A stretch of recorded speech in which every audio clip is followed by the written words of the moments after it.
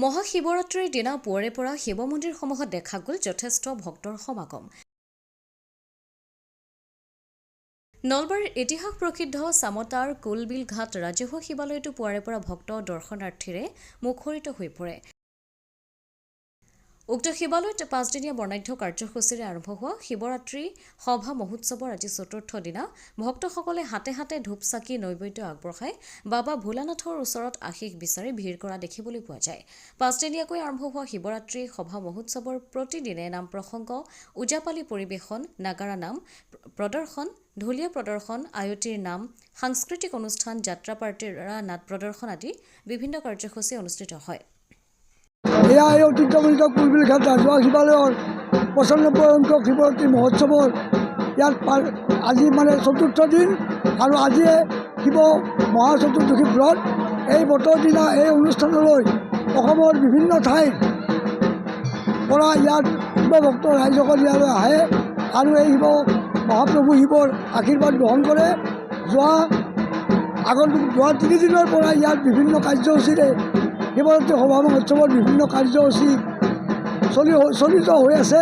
গতিকে আমি আটাইকেইদিনৰ কাৰ্যসূচীত আমি সকলো ভক্তক আমি ইয়ালৈ অতি আন্তৰিকতাৰে আমি আমন্ত্ৰণ জনাইছোঁ। আজি মহাশিৱৰাত্ৰি ব্ৰতৰ দিনা আমাৰ ইয়াত বিভিন্ন ধৰণৰ কাৰ্যসূচী চলি আছে।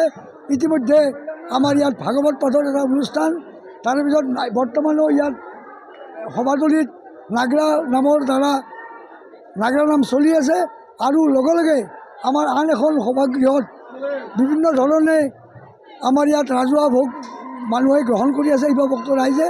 গতিকে আমি সকলো ৰাইজক বিনম্ৰতাৰে অনুৰোধ কৰিছোঁ, সকলো ৰাইজে ইয়াত মহাপ্ৰভুৰ আশীৰ্বাদ গ্ৰহণ কৰক আৰু সকলোৱে মহাপ্ৰভু শিৱৰ ভোগ গ্ৰহণ কৰক আৰু অতি আনন্দ মনে অতি শান্তি মনেৰে তেখেতসকলে তেওঁলোকৰ মনৰ আশা যাতে পূৰণ হয় এইটোৰ কাৰণে আমি বাবাৰ ওচৰত কামনা কৰিছোঁ। আৰু এই আমাৰ মহাপ্ৰভু শিৱৰ অলেখ মহিমা, তেওঁৰ যিটো মাহাত্ম্য, এই মাহাত্ম্য অপাৰ। তেখেতৰ ওচৰত যি বুলিয়ে মানুহে কামনা কৰে সেই বাঞ্ছা, সেই মনোবাঞ্ছা মহাপ্ৰভু শিৱই পূৰণ কৰে আৰু এই বিশ্বাস আমাৰ সকলোৰে অন্তৰত গাঢ়ভাৱে আছে।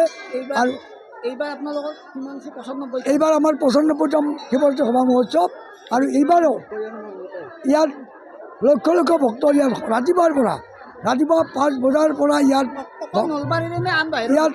অকল নলবাৰী নহয়, নলবাৰীৰ উপৰিও ইয়াত অসমৰ বিভিন্ন ঠাইৰ পৰা ইয়াত মানুহ ভক্ত আহে। যেনেকৈ আমাৰ গুৱাহাটী, বজালী, বৰপেটা বা শিৱসাগৰ এনেকুৱা ধৰণৰ ঠাইৰ পৰাও আমাৰ আহে। যোৰহাট বিভিন্ন ভক্তৰ আমাৰ ইয়াত অনুদান আছে, সহযোগ আছে, তেখেতসকলে ইয়ালৈ আহে আৰু সময়ে সময়ে আমাৰ ইয়াত অন্য সময়তো ইয়াত বেলেগ ৰাজ্যৰ পৰাও ইয়াত ভক্ত দৰ্শনাৰ্থীসকল ইয়ালৈ আহে আৰু আমাৰ ইয়াত তেখেতসকলে থাকি মহাপ্ৰভু শিৱৰ আশীৰ্বাদ গ্ৰহণ কৰে আৰু আমি সকলো ৰাইজক আমি শান্তিমতে যাতে শৃংখলাবদ্ধভাৱে যাতে সকলোৱে এই ইয়াৰ প্ৰসাদ গ্ৰহণ কৰে এইটোৰ কাৰণে আমি আশা ৰাখিছোঁ আৰু সকলোকে আমি বিনম্ৰতাৰে কামনা কৰিছোঁ যাতে সকলোৱে এই অনুষ্ঠানত অগৰৱে আহি ইয়াত শিৱৰ মহিমা, শিৱৰ আশীৰ্বাদ গ্ৰহণ কৰে।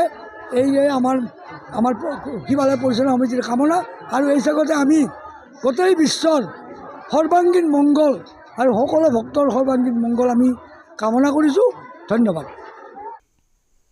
নলবাৰীৰ পৰা ভৱজিৎ বৰ্মনৰ ৰিপৰ্ট, অমৃত নিউজ 24/7।